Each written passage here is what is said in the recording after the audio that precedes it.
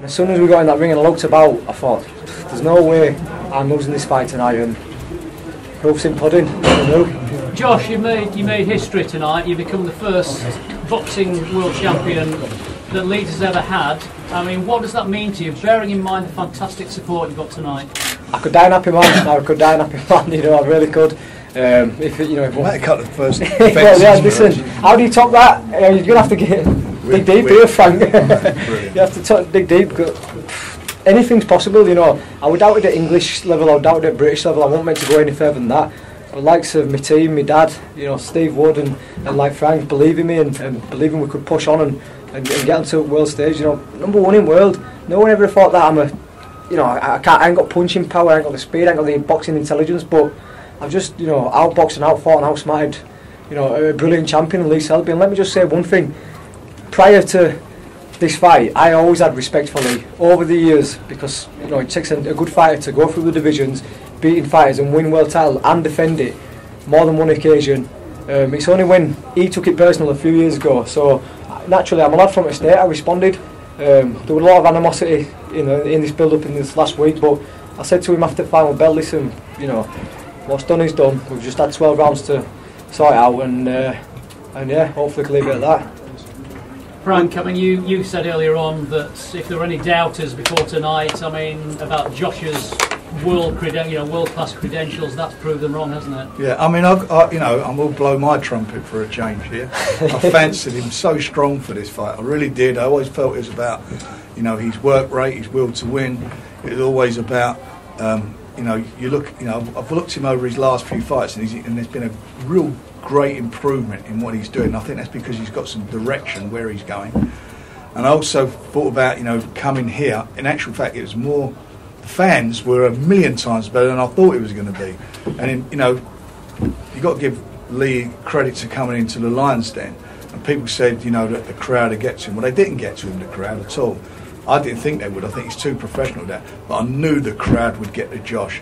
And as he said, once he was in here, you know, he's a good fighter. That lifted him even more.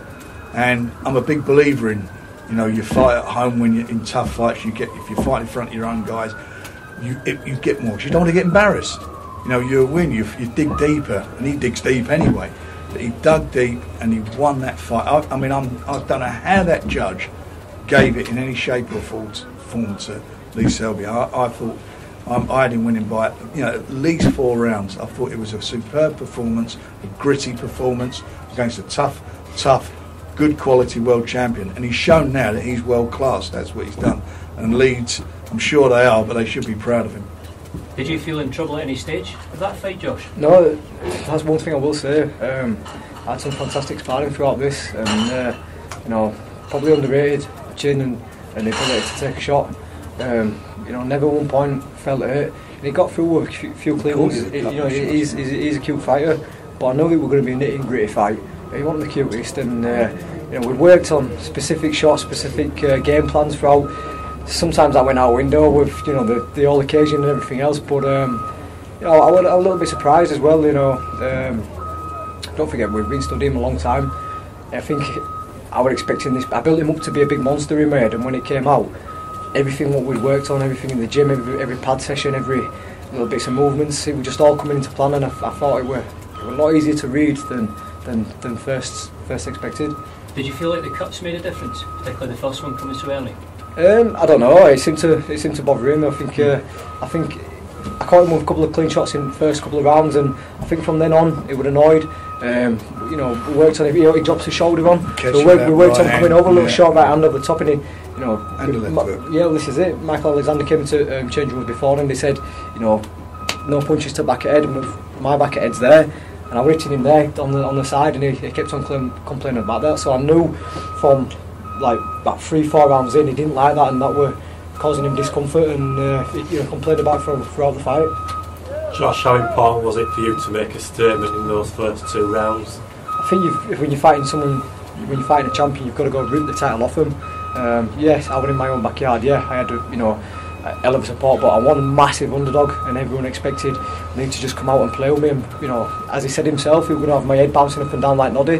But you know, I took the fight to him straight away, and I think it ruffled his feathers a little bit, and you he just threw him out his game plan. Frank's mentioned the great home support you've had here at Elland Road.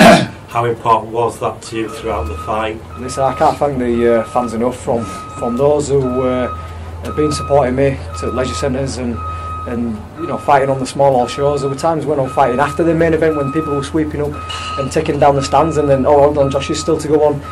I always had this massive fan base. I was saying to my pal on the way down here that, as we were pulling in, there were congregations of fans walking down the hill. There were a fella selling t-shirts with my face and scarves on and stuff like that, which I will be asking for a percentage of that, to be honest with you. But it's a bit surreal that, it feels only yesterday we were fighting in shows and taking 20 people in a car, and I've just walked out to a stadium full with the Kaiser Chiefs playing us out, Lucas Radibi walking us out, and stuff dreams are made of, but I've just made it a reality. Do you think people will still call you a ticket seller? Probably so. if that's ticket selling world champion, there's a big difference. I thought that would have been left behind when I went on to British and started beating guys like that, but I don't know. I think a massive bit of it's to do with me being associated with Leeds and Leeds United, but that's just who I am. I've grown up being a lad coming here, and I don't change who I am, and that's it. I don't know. Maybe I might get a bit of credit, maybe or not, but like Lee said in press conference prior, he said nobody else in the country wanted you to win, but when you've got a support like that behind you, you don't need anyone else. But if anyone else wants to jump on board, then I'm here with open arms. What's next then, Josh? What do you want to do next? Fry up on a panic Guinness. But no, listen, Natasha's already said that I'm on night duties and changing shit in nappies in the middle of the night, so that'll be me for next week, and then I'll sit down with Steve and Frank and we'll have a look at our next option. Carl Frampton keeps on getting mentioned, but Windsor Park might be a little bit too soon. We'll have to see about that. I won't mind going back to Arena, having another nutty night there, defend this baby, and then possibly see about fighting Carl after that. That's the obvious one though, isn't it, Frampton? Yeah, most definitely. I said, fight. Well, I was only down in the BT studios about 2 weeks ago, and I passed Carl, and I'd seen that he was picking Selby to win, and I passed him by, and I said, "Here, Carl, I know you've picked Selby, but listen, he's having it." And I said, after that, we'll have a chat, and I won't mind coming to Windsor Park and fighting you. The Leeds fans love an away day, so Leeds fan invasion into Belfast. Frank, we know the appeal that Josh has got in Leeds and in the UK. What's the potential of him worldwide? Well, first of all, he's done phenomenal, and I do want to thank Leeds United. I want to thank Andrea, Paul Bell, and all their staff, because without them, this wouldn't have happened. So we're very grateful to them. And I think we need to, his next fight, as I said, we're going to sit down in the next couple of weeks. But I don't think we'll be going anywhere soon. The Carl Frampton fight's there to be done. And Carl's a great guy, like same as Josh. They're two really superb boxers and a credit to the sport. Both got tremendous fan bases. You can imagine what the atmosphere is going to be like when these two get it on, and we'll have to think about how we're going to do that. But I think first thing is he's got to change a few napkins and nappies and get back in the groove, and then we'll see in the next few weeks. But it's been a long camp. It needs a bit of rest. We all think about it. I look at Windsor Park and it's 20,000. You look at Leeds and it's 45,000. I think it's a no-brainer. Josh is a world champion and he's twice the size, so if Frampton wants to fight him, he'd have to come in. The only problem is that they're for here and any other football ground, the football season's done, so it's just not going to happen. I mean, we don't know, they've got Leeds, England are playing here in a couple of weeks, and we had a real problem, getting it on here. So it's happening in 12 months, can't it, Frank, when the sun's back out? We'll see. Depends end of the year, and then sort out next year. It's a natural fight, whatever happens, but in the meantime, it's time to rest and enjoy yourself, and then we've got plenty of time to talk business. What do you do next with Lee Selby, Frank? Because he's still got a fight with you, hasn't he? Sorry? What do you do next with Lee Selby? Well, he's not disgraced himself. I should think he's going to be out for a little while. It was a tough fight. I mean, it was a tough fight for Cole, but I thought it was a tougher fight for him. And he's obviously got some... Sorry, Josh. Senior moment. He's got those two bad cuts, and he's he took some punishment there, so I should think he'll probably have a good 6 months out himself and see what happens. Josh, you said before the fight, and I think in the ring afterwards, about the Ricky Hatton moment, speaking to Billy Graham. Do you feel like this is your kind of coming of age moment, that now it's just the kind of start for you? Yeah, most definitely. When Ricky were running on, well, no, he wasn't just running on, he was known nationwide, obviously exciting style, but with that night of when he beat Kosciuszko in Manchester, it was the night what took him on to becoming like a bit of a national hero. I don't think I'm going to become a national hero overnight, but I think people might start giving him a bit more credit for what I've achieved. How do Leeds fans like to go to Vegas? Oh, listen, Reece. When I was a young lad, people used to say to me, hey, how about fighting here one day, Josh? And it was said as a bit of a tongue-in-cheek joke, but we've done it now. And they also used to say, when you're taking this to Vegas, and I was over in Vegas last year. We went to watch Frampton and Santa Cruz, and just seeing the all build up for that whet my appetite. So. I had a little envisage of 10,000 Leeds fans walking down parade, jumping on poker tables. Josh Warrington faces on them. They said when Ricky Hatton went over, it were balmy. I think they'd get a shock of their life if Leeds went over there. Steve, what's the journey been like for you with Josh? Oh, it's been tremendous. Everyone knows Josh is a sensible kid and he's easy to work with. But this isn't a fluke. Since he started off doing 4-rounders, he's been a perfectionist and he's done everything in the right way. And his camp for 16 weeks has been perfect as well. But he's done it for 7.5 years. He's a nice kid and he's easy to work with. And he has got better. Everybody thought Selby was going to win this. Josh was 7-2.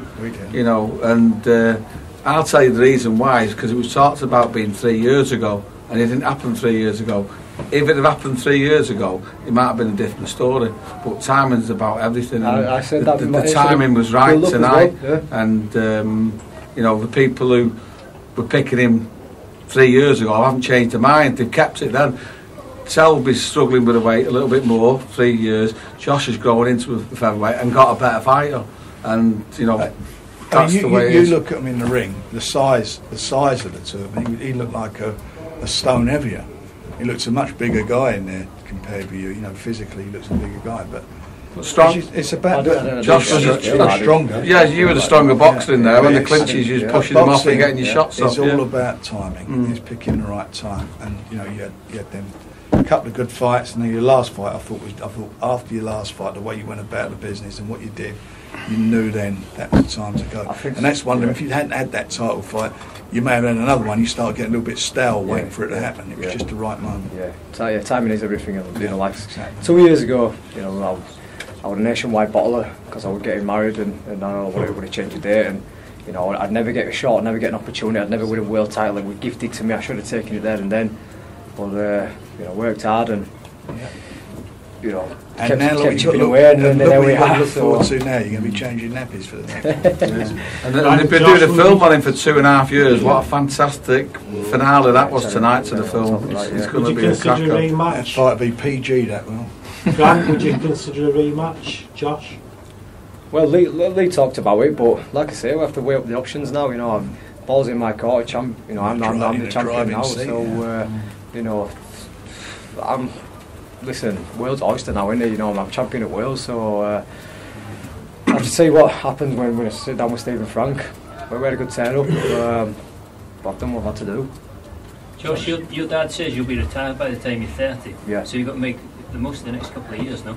Yeah, listen, I think you've always got to have a game plan, and I'd like to think that I've got quite a sensible eye on. You might disagree on that statement, but university degree, can't go too far on, but I always set myself a plan: win world title, defend it, have a couple of away days, possibly go to Vegas, and then probably knock it on the head, But I don't know. We'll see what happens. You take every step as it comes. When I turned pro, my ultimate goal was to be a British champion. I did that with 23. Then I wanted to fight. I did that at Leeds Arena as well. That was a dream of mine. Then I went on European, so I'm just taking baby steps and enjoying every moment of it. Josh, what do you want this victory to do for the city? I hope that Leeds turn around and say there's a couple of spare season tickets there for Josh for next season. They should have been done alright on wet sails and that today, but yeah, listen, it seems to have been a young lad, Adam. You know, what we had we had Carl Johansson, whereas Manchester had the likes of Ricky Hatton, Michael Gomez, Jamie Maud, and they were spewing out these boxers. Sheffield had the likes of Bomber Graham and Nazim Ahmed, and Leeds never really had that.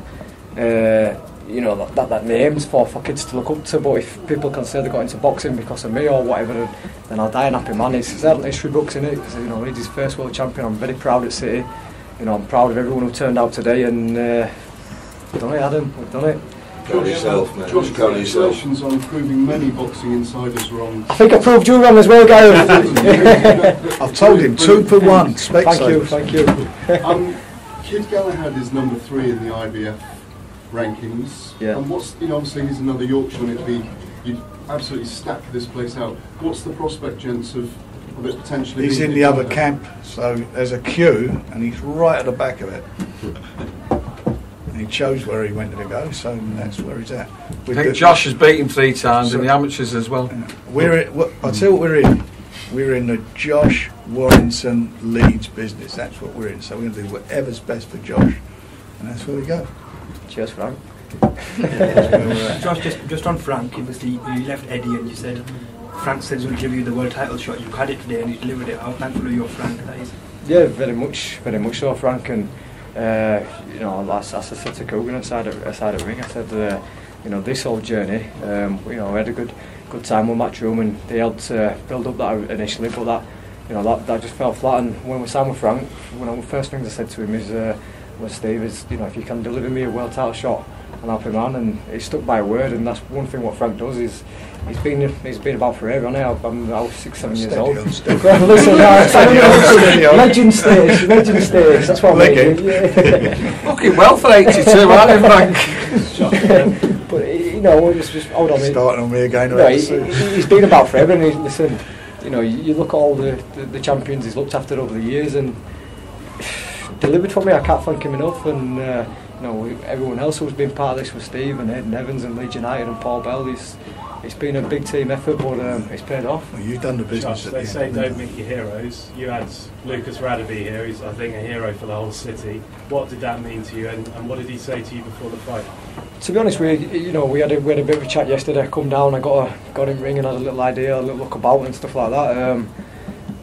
I just knew that I wouldn't be able to take it in. It was just all for the pictures, more or less. But you know, just having that presence there with him saying, you know, little things like, you know, this is your time, and you know, no one comes into our backyard and beats us. It's just little things like that will just build you up and spurs you on a little bit. So honoured to have him over. So like I say, thank you to the chief for coming over, and thank you to the Kaiser Chiefs as well. You know, got the crowd really fired up. You know, great. Fantastic that stuff dreams are made of. When do you think you're going to watch it back, Joe? Between changing nappies. Yeah, probably so. Yeah, give myself a fry up or shepherd's pie on my lap, and then get it back on the. Did you put it on record? No, I didn't. Oh, I'm going to do it this morning, but I forgot. If BT want to send me a disc, then that'd be very grateful.